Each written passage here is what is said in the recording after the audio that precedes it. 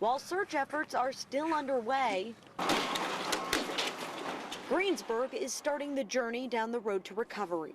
Right now, we've got to get our utilities on.